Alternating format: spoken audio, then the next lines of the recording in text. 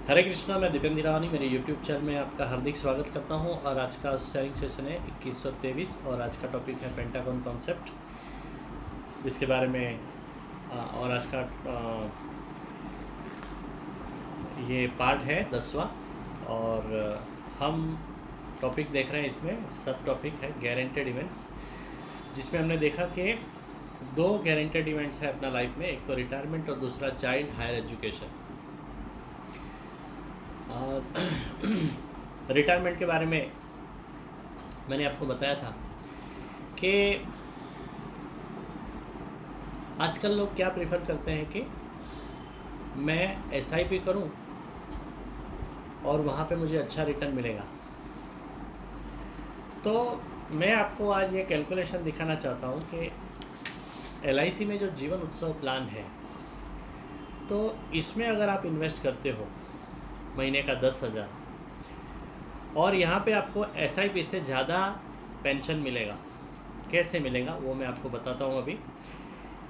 देखो क्या होता है कि एसआईपी में हम एज्यूम करते हैं कि 12% रिटर्न मिल गया, मिलेगा नहीं मिलेगा वो गारंटी नहीं है, मगर हम यहाँ पे 12% का एजम्पशन लेते हैं कि एसआईपी में हम महीने का 10,000 डालते हैं तो कंपाउंड इंटरेस्ट वहाँ पे 12% मिलता है। तो रिटर्न कैसा वर्कआउट करता है वो मैं आपको यहाँ पे बताना चाहता हूँ।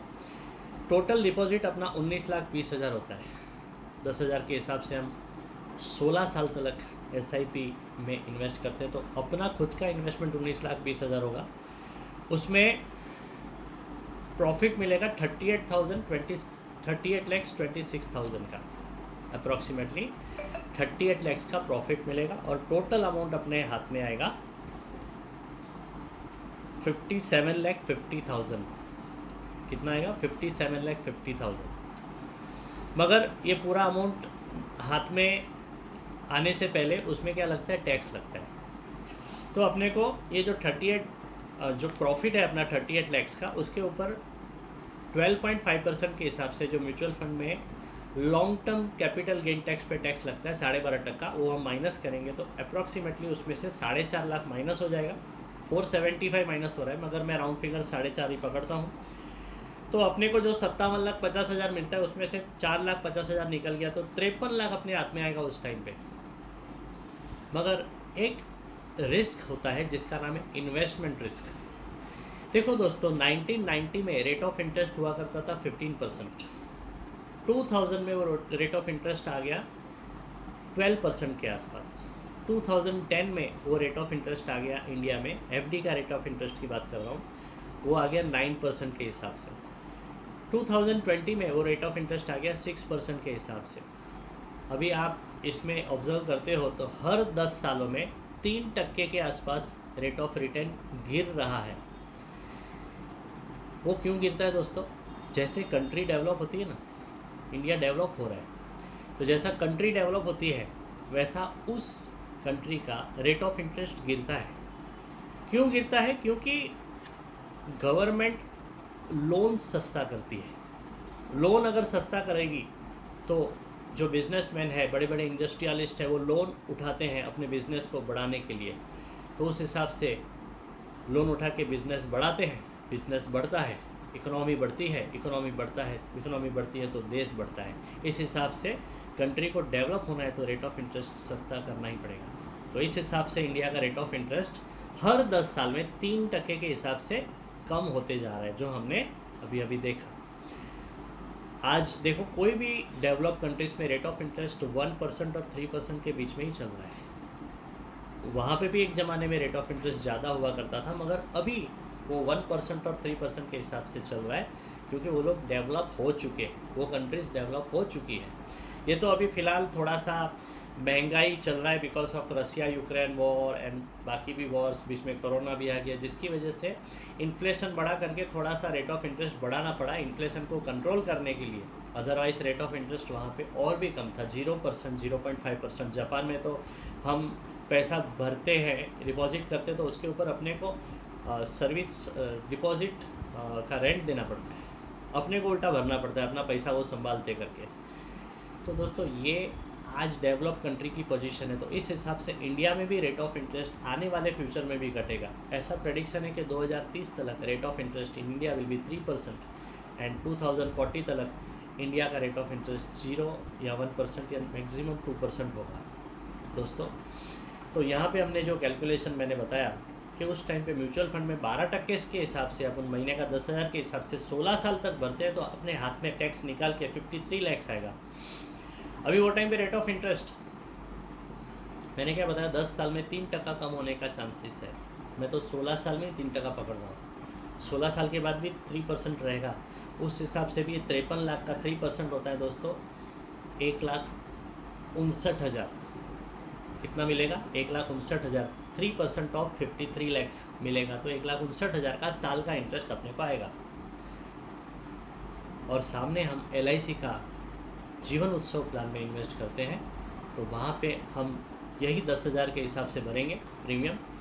तो अपने को हाँ एक चीज़ है, 16 साल के बदले में यहाँ पे 2 साल का वेटिंग है। अपने को 18 साल के बाद यहाँ पे पैसा मिलेगा, मगर यहाँ पे अपने को गारंटेड 2 लाख मिलेगा, गारंटेड 2 लाख मिलेगा। यहाँ पे अपने को गारंटेड नहीं है, यहाँ पे हमने एज्यूम किया है 12% म्यूचुअल फंड देगा।